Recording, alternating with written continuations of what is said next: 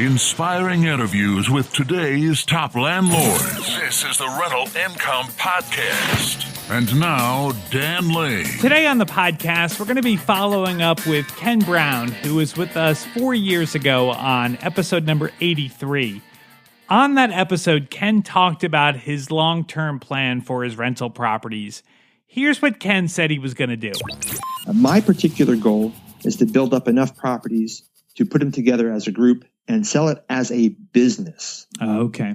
So it's not about the value of the property. It's about the value of the business, the cash flow from the operations, not so much the marketability asset value of the property itself. I believe I'll need to get to a few hundred properties. I'm on the way to getting there.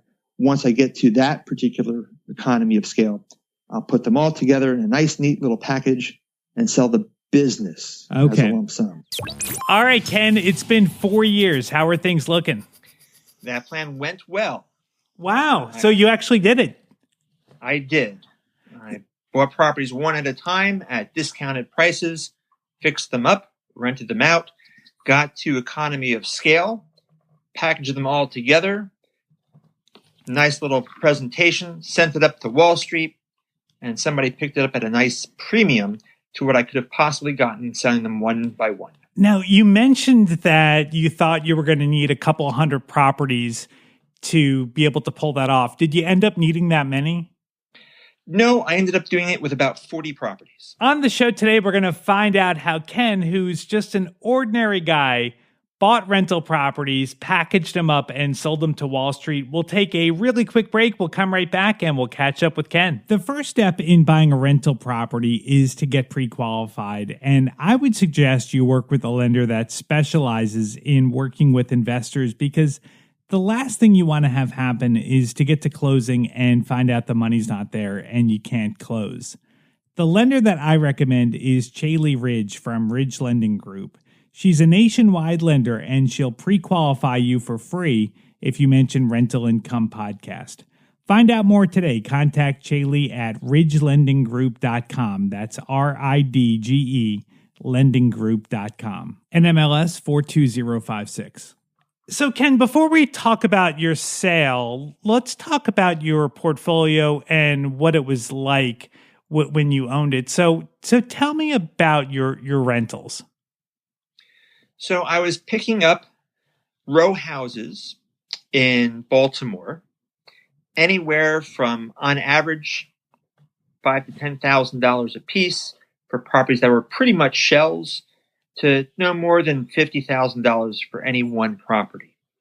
A lot of people called me up. The timing that I did this was propitious because it was all during 2008, 2009, 2010 into 2011. When the market was distressed, and people would call me up and say they had a problem, an investment in Baltimore that was going south, and would I take the property off their hands? And I did. I spent a little bit of money fixing them up. And then as the market changed into the end of 2018, I saw that we were having a good market. So I packaged what I had together in a nice presentation. I actually had some calls from some people who were looking for packages. I said it was perfect timing, put it together, threw it up against the wall, and got a nice response on it, sold the package off. Now, why did you sell? So, I mean, obviously you got a really good deal, but, you've got 40 properties. You got really good deals on them. I'm sure you're cash flowing really well. Why not just hold on to the properties and enjoy the cash flow?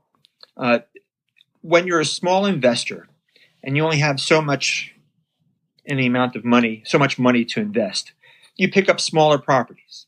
Mm-hmm. But in all honesty, 40 units on scattered locations are not nearly as good as a 40-unit building in one location. Mm-hmm. So as I've grown, the amount of time and effort it takes for me to manage 40 scattered units is not worth it.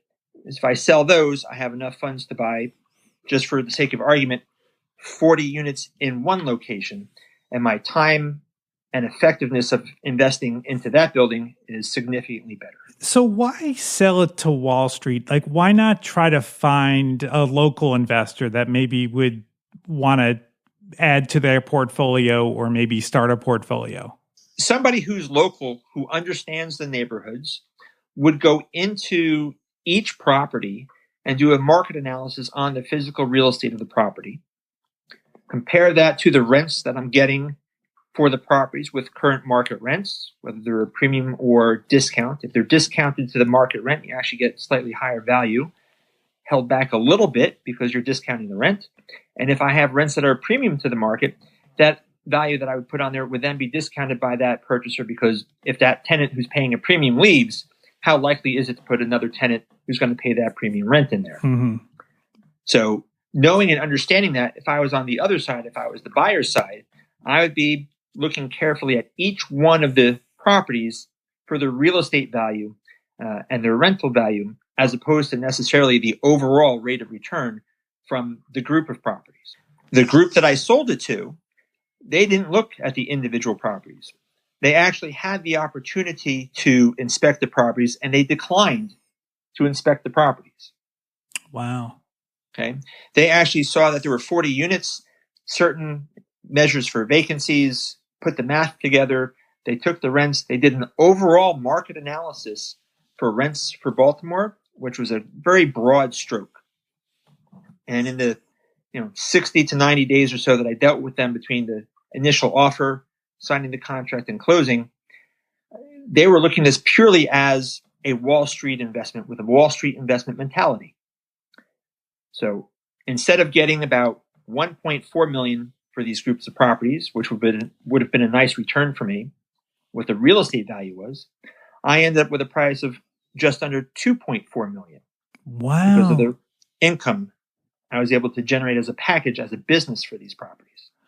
Incredible. Just an extra $1 million just by finding the right buyer. And putting the right package together. Yep. Right. Those two go hand in hand. So knowing what you know now, having been through this whole process, how many, like when Wall Street is looking to buy a portfolio, is 40 units kind of like the sweet spot that they'd be looking for? Or could someone maybe sell a portfolio that was smaller? I would actually say I got lucky. Okay. I did not think that anybody would buy a portfolio as small as mine on Wall Street. And I happened to trip over somebody who was really hungry. So he took it and he ran with it.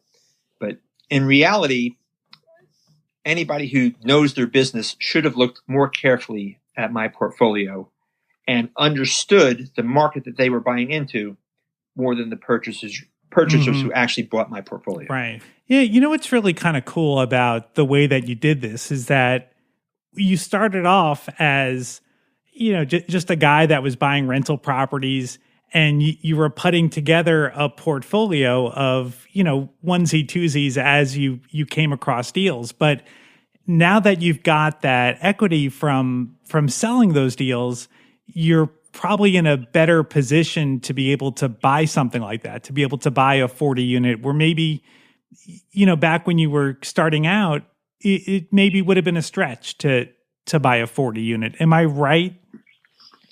Yes, on a number of factors. Not only have I built up experience in managing properties and developing a management business as I've grown, but because of that experience and that time, banks are more willing to lend me money.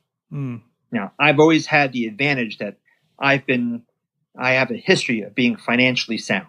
Right. I've always under-leveraged. But for example, today, and our call here is interesting timing.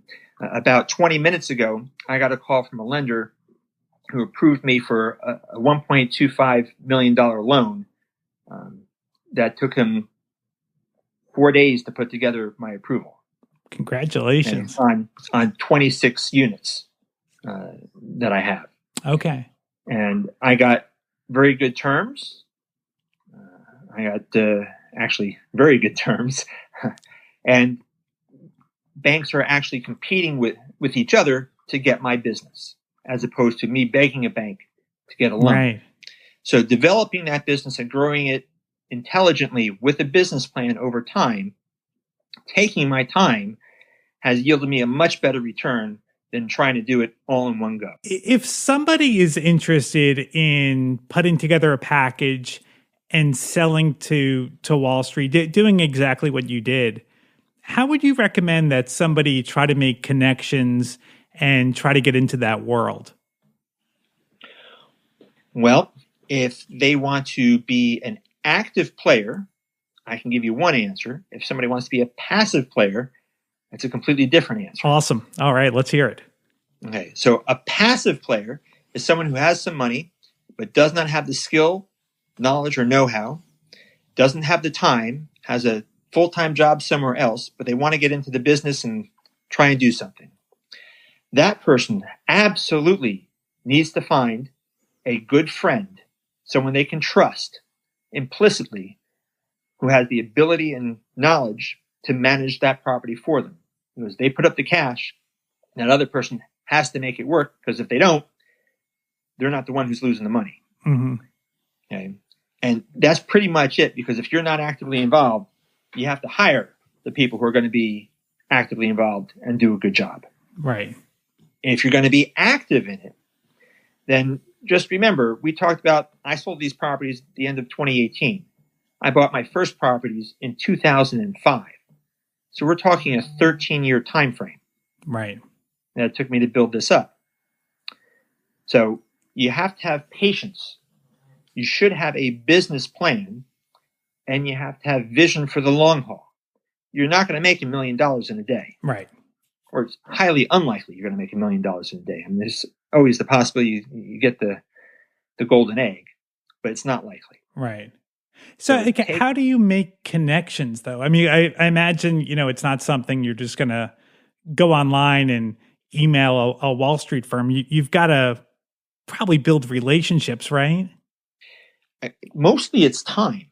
The relationships will come. You just have to spend the time doing it. Okay. So if you're an investor looking to do this, and again, actively, if you're active, then you're going to get in the proverbial car, whether literally or figuratively, and drive the neighborhood, either again, physically or, on the computer. Understand the neighborhood that you want to purchase in. And then you're going to meet people, whether it's by phone, email, fax, flyers, whatever it is, you meet people.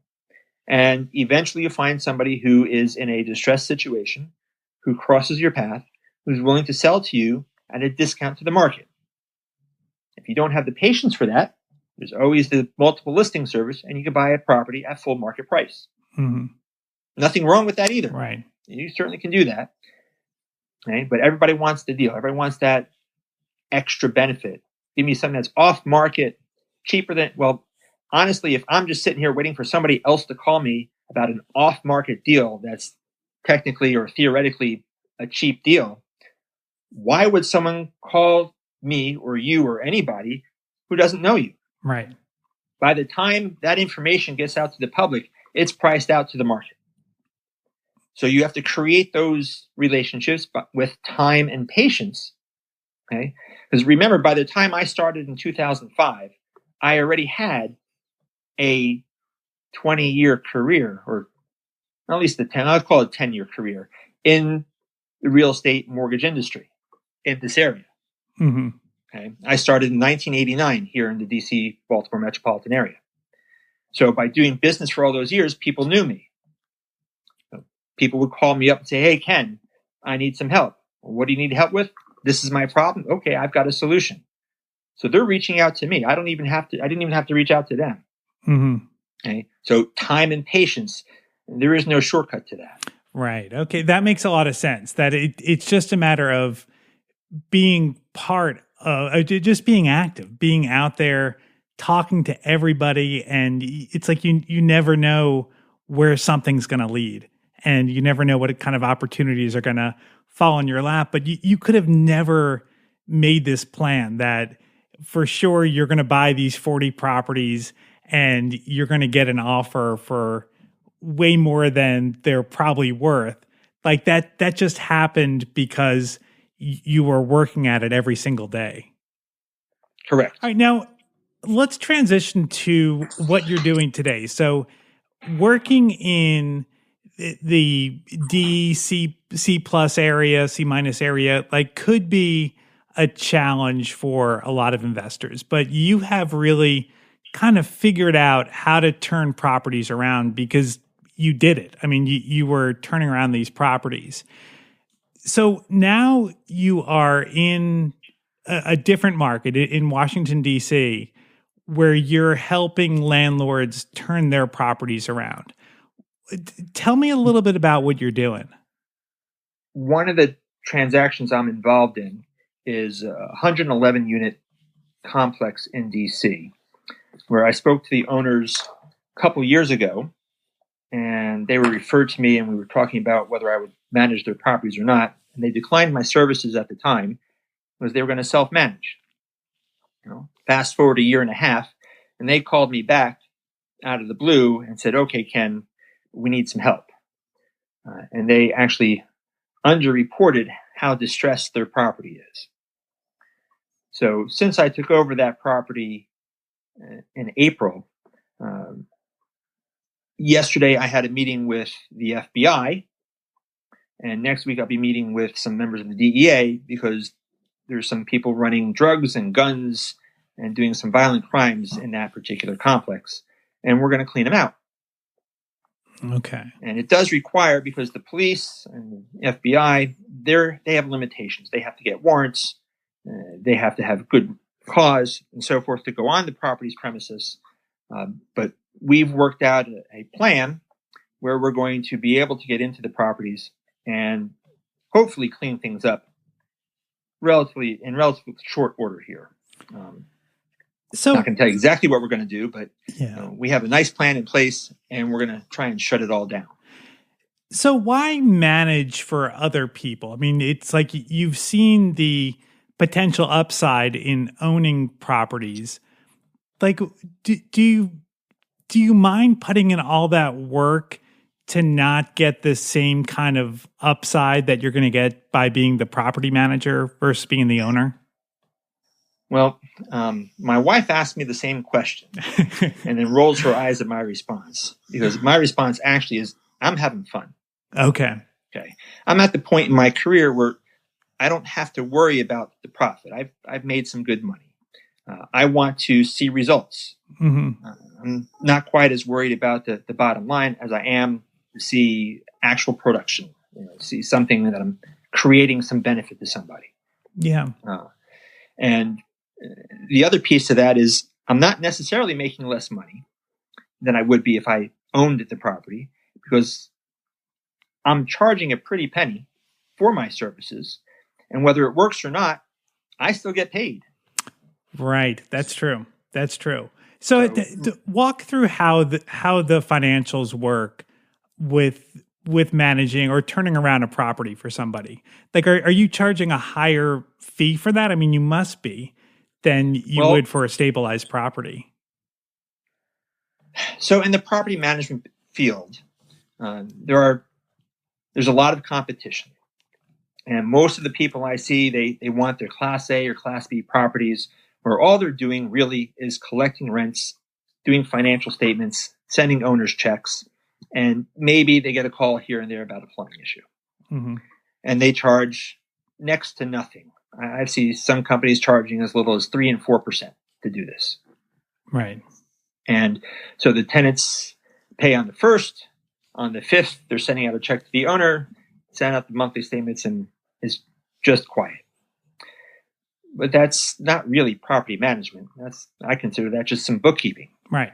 Real property management is taking a property and making sure that it's going to be in good shape, going down and inspecting the property on a regular basis, dealing with the tenants, making sure the tenants are taking care of the property, etc. So my fees are not that. I'm not competing with that type of company.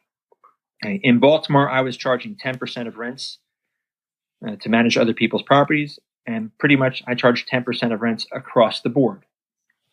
I charge a full month's commission, a full month's rent as commission for placing a new tenant, half a month's rent for renewal. I charge a 10% premium on any and all maintenance work. Okay. So if there's a lot of work that needs to be done, that money adds up quickly. Yep. Yep. And it's guaranteed, where being the owner, if you have a lot of vacancy or you have a lot of expenses, that money isn't guaranteed. Where as a property manager, you've got a clearer path to profitability. Correct. And I'm also the one who's receiving the money. So I never have to worry about an owner who either doesn't want to or has financial incompetence where they can't pay me, because the tenants pay me. I take my fees out of any funds received before the owner gets their cut. Right. Yep. Yeah. So I think you're in a good spot. I mean, you're doing what you want to do. You're having fun with this, and you're still investing. I mean, you've got that building that you just got the mortgage approved for. So you're still. You're doing exactly what you want to do. It sounds like. Yeah, I'm investing in larger projects that, because of location efficiency, yield a better return with less time. Mm-hmm. Right. Okay? And you're not. I'm not quite going to get that big jump that I got in Baltimore, because, in all honesty, that was a fluke. Mm-hmm. I probably should not have gotten what I got for those properties, but I did.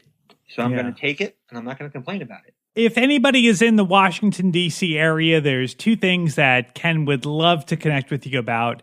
The first one is property management. If you have a property that isn't going well and you need some help turning it around, Ken would love to talk to you to see if he can help you turn the property around with his management.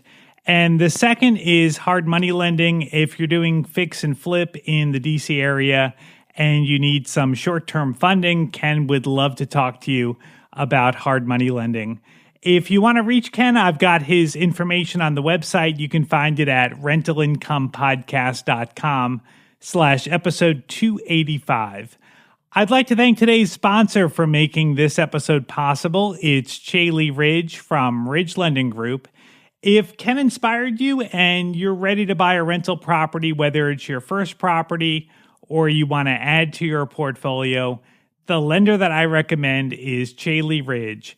She's a nationwide lender, and she specializes in helping investors buy rental properties. She has a ton of different loan programs, and she can find something that'll work for you in your situation. If you want to find out more or set up a time to talk to Chaley, just go to ridgelendinggroup.com. That's RIDGE, lendinggroup.com. If you mention Rental Income Podcast, she will waive all the pre-qualification fees. NMLS 42056.